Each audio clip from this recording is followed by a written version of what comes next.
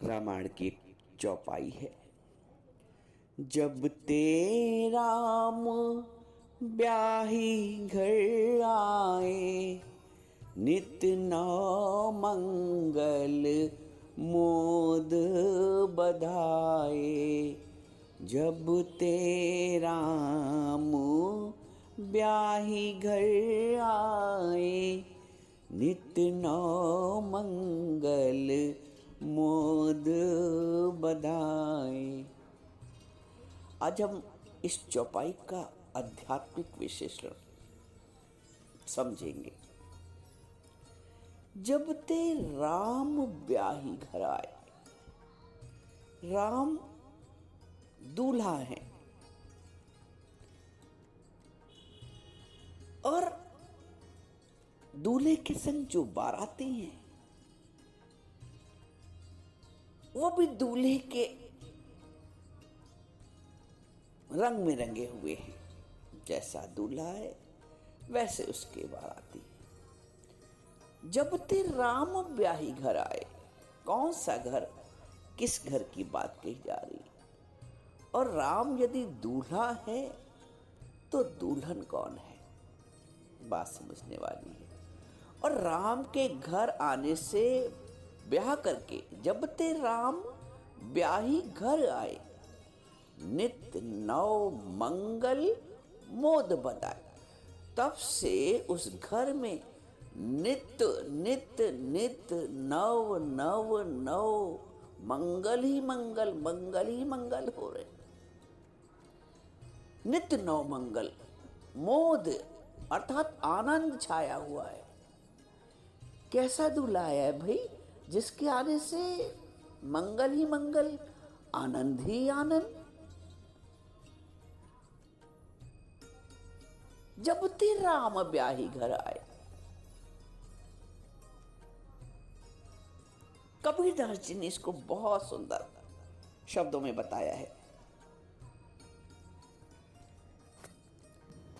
कबीर कहते हैं, दुल्हन गावहु मंगल चार, हम घरी आए हो राजा राम भरतार। राजा राम को भरतार कह दिया, अपना दूल्हा कह दिया। दुल्हन गावहु मंगल चार। कबीर भी राम को दूल्हा कहते हैं, अपना भरतार कहते हैं। राम से विवाह, राम से विवाह। राम ऐसे दूल्हा है जिनसे ये जो जीव भाव है ना, कहते हैं आत्मा का परमात्मा से मिलन। जीव दुल्हन है और राम अर्थात ब्रह्म दूल्हा है। जब ते राम ब्याही घर आए, नित नौ मंगल मोद बधाए। राम का ब्याह कर घर आना। कैसे हम राम से ब्याह कर सकते हैं? वो जो वैवाहिक संस्कार होता है ना, राम से हो। और वैवाहिक संस्कार तो राम से हो, लेकिन राम से वैवाहिक संस्कार करे कौन? कबीर कहता है, मोरे घर आए राजा राम भरतार। राजा राम मेरे भरतार, मैं राम की दुल्हनिया। वो जो जीव भाव है ना अंदर का, जीवात्मा कहते हैं। वैसे तो ये जीवात्मा संसार में उलझी रहती है। वैसे तो ये जीवात्मा संसार में उलझी रहती है और संसार में उलझे उलझे ही ये जीवन भर कंवारी ही रह जाती है। विवाह की ओर उन्मुख ही नहीं हो पाती है। अब आप कल्पना करिए, यदि बेटियां आजीवन कंवारी रहने लग जाएं, सृष्टि में असंतुलन हो जाएगा। बेटी यदि कंवारी रह जाए आजीवन, उसके साथ उसका वैवाहिक संस्कार ना हो, तो कितने बड़ी भाग्य की विडंबना है उस बेटी के लिए। वैसे ही ये जो जीव आत्मा है, जब तक राम से मिलन नहीं कर लेती, दूसरे शब्दों में कहें, जब तक जीव ब्रह्माकार नहीं हो जाता है, ब्रह्म भाव को नहीं जागृत कर लेता है। ये ब्रह्म भाव जागृत करना ही वैवाहिक संस्कार है एक जीव आत्मा के लिए। तो यदि जीव ब्रह्म अनुभूति ना करे, ये ब्राह्मिक संस्कार ना करे,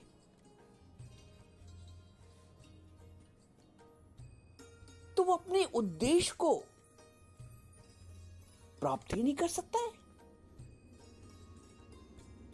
स्त्री जन्म देती है,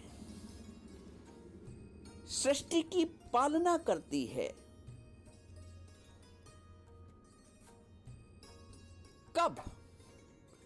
कब सृष्टि की पालना कर पाएगी, कब जन्म देने में समर्थ हो पाएगी? जब उसका वैवाहिक संस्कार होगा। ऐसे ही जीवात्मा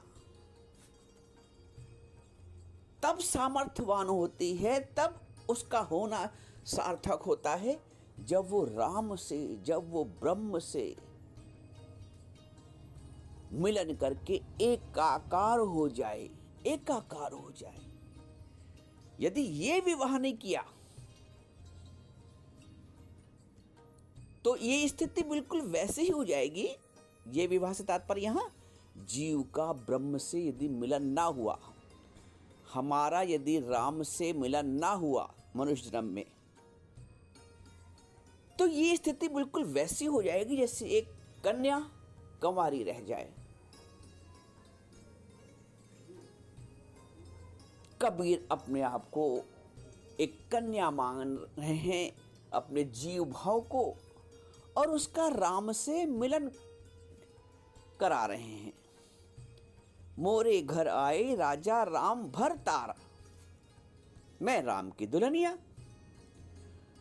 रामायण क्या कहती है? जब ते राम ब्याही घर आए, नित्य नौ मंगल मोद बधाए।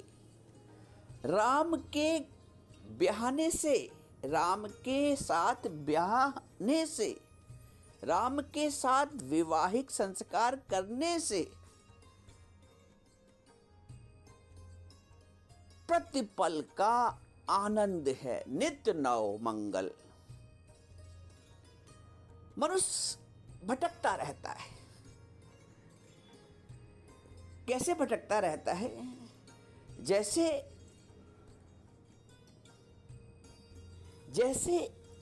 एक आवारा व्यक्ति यदि आवारा है तो वो घर में नहीं टिकता है, बाहर ही बाहर रहता है, मस्ती में रहता है, संसार की मस्ती में, तो लोग उसको अच्छी दृष्टि से नहीं देखते हैं। ऐसे ही जो अध्यात्म है, जो भगवतत्ता है, जो भगवतता है, वो ऐसे जीव को अच्छी दृष्टि से नहीं देखते हैं जिनका ब्रह्म से मिलन नहीं हुआ है। राम से मिलन के पश्चात ही जीवन में आनंद आता है। और कबीर कहते हैं पंच बराती, ये जो 5 तत्व है ना, चित जल पावक गगन समीरा, ये बराती हैं। मैं दुल्हन, जीव, राम दूल्हा, और ये 5 तत्व हैं, ये बाराती हैं। अब आप देखिए, क्या आप ये वाला विवाह करते हैं जिसके पश्चात जीवन आनंदमय होता है, जीवन राममय होता है, जीवन सरस और सरल होता है, जीवन प्रेम पूर्ण होता है? क्योंकि जो राम है वो प्रेम का स्वरूप है, करुणा का स्वरूप है, भक्ति और ज्ञान का स्वरूप है, अद्वैत का स्वरूप है। तो जब तक हम राम से विवाह नहीं करेंगे, जब तक राम से विवाह नहीं करेंगे, हमारा काम नहीं चलना है। हम संसार में उलझे ही रहेंगे। इसीलिए तुलसीदास जी कहते हैं, जब ते राम ब्याही घर आए, नित्य नव मंगल मोद बधाए। जीव ने अपने जीवन में जो मिथिला नगरी प्राप्ति हुई है ना शरीर के रूप में, जो अयोध्या नगरी प्राप्ति हुई ना शरीर के रूप में, जब अपने इस जीवन में राम का प्राकट्य कर लेता है। राम का प्राकट्य कहाँ हुआ? अयोध्या की नगरी में और दशरथ जी के घर। अयोध्या की नगरी में और दशरथ जी के घर। अयोध्या अर्थात जहां द्वंद्व ना हो, जहां कोई युद्ध ना हो। और दशरथ जिन्होंने अपने 10 इंद्रियों का वश में कर रखा है, वो दशरथ।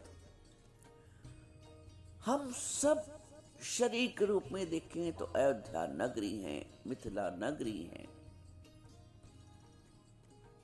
और जीव के रूप में देखें तो दशरथ। लेकिन वही दशरथ जब 10 इंद्रियों को अपने वश में कर लेते हैं, 10 इंद्रियों का निग्रह कर लेते हैं, 10 इंद्रियों को रत कर देते हैं, तब दशरथ बन जाते हैं। और उन दशरथ के घर फिर राम का प्राकट्य होता है, राम का जन्म होता है। सबसे पहले आवश्यक है कि भय प्रकट कृपाला, राम का प्राकट्य हो, तब ये जो नगरी है अयोध्या की शरीर रूपी नगरी वास्तविक अयोध्या बन पाएगी। हम सब का उद्देश्य यही है। हम चूंकि शरीर के आध्यात्मिक महत्व को, जीव के आध्यात्मिक भाव को, ब्रह्म के अपने शाश्वत स्वरूप को ज्ञान के अभाव में जान नहीं पाते हैं, इसलिए हम सिर्फ माया में फंस कर रह जाते हैं, माया में उलझ कर रह जाते हैं और मायापति से अपना गठबंधन नहीं कर पाते। जब तक मायापति से विवाह, जब ते राम ब्याही घर आए, राम को अपने घर लाना होता है और विवाह करके उनको अपना बना के 7 फेरे लेके, 7 वचन लेके। ये 7 वचन क्या हैं? नीचे से ऊपर, मूलाधार से सहस्त्रार्थ तक जाना। ये 7 चक्र, 7 वचन है, 7 स्थितियां हैं। एक एक करके काम वासना से ऊपर उठो, हृदय भाव में आओ, कंठ भाव में आओ। राम जो अपनी सुरति है, जो अपनी चेतना है, उसको ऊपर की ओर बढ़ाते हुए और अंत में 7वें चक्र में सहस्त्रार्थ में आ जाओ। ये पुरुषार्थ है, ये फेरे हैं, ये चक्कर है जिनसे हमें ऊपर उठना है। तब राम से विवाह होता है, तब हृदय शुद्ध होता है, मन शुद्ध होता है, पवित्र होता है। निर्मल मन जन सोई मोहि पावा, स्वयं भगवान कह रहे हैं। वो मुझे प्राप्त कर लेता है, वो राम को प्राप्त कर लेता है। हमारा एक शौक कह लो, एक उत्कंठा, मुझे राम से ब्याहना है, मुझे राम से ब्याहना है। मोरे घर आए राजा राम भरतार, मैं राजा राम की बहुरिया, राजा राम मेरे भरतार। ऐसा समागम हो, ऐसा द्वैत से अद्वैत भाव की स्थिति हो।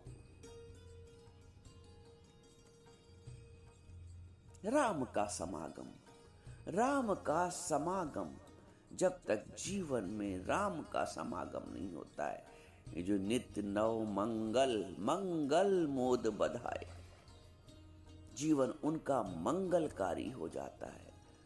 प्रत्येक पल संपूर्ण जीवन मंगलमय हो जाता है। परिस्थितियां कुछ भी रहे बाहर की, अब सीता जी के लिए परिस्थितियां कुछ भी नहीं बाहर की, वो लेखा लेख लीलार का मेट न सके राम, परंतु राम से विवाह हो जाना ही सीता जी की जीवन की सफलता है। इसलिए उन्होंने गौरी पूजा की कि राम से उनका विवाह हो जाए।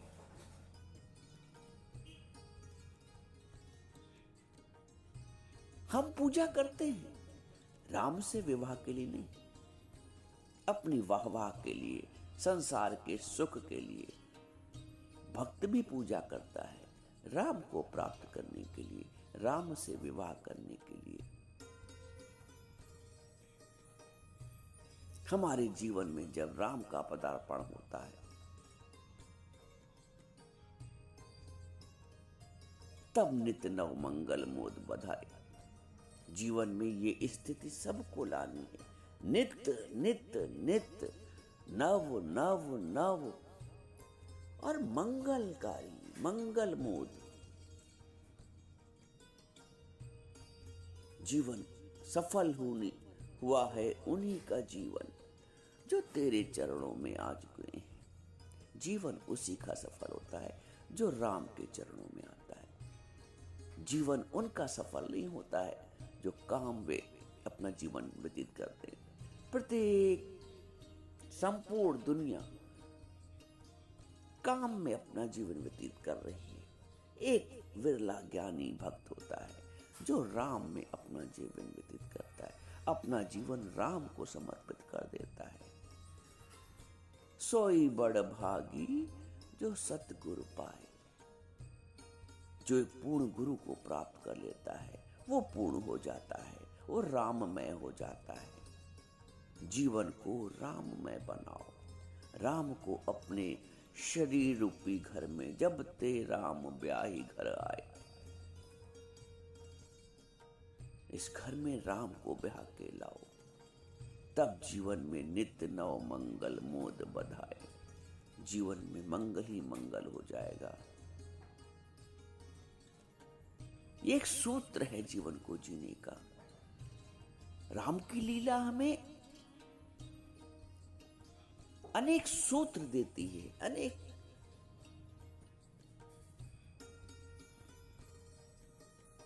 पैमाने देती है, अनेक आधार देती है।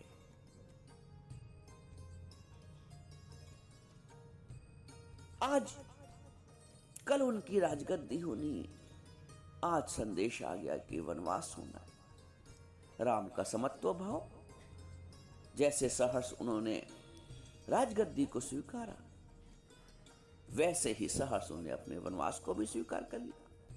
ये समत्व कब आता है? जब रामत्व आता है जीवन में।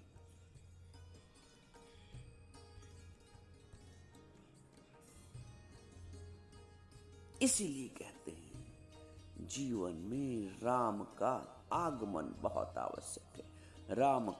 राम से समागम बहुत आवश्यक है। तब हम इस जीवन को संतुलित दृष्टि से समत्व भाव में जी पाएंगे। जब राम अपने जीवन में आएगा, हमारा सारा पुरुषार्थ राम को मनाने में, राम को रिझाने में, रामत्व को प्राप्त करने में होना चाहिए। जब ते राम ब्याही घर आए, नित्य नव मंगल मोद बधाए।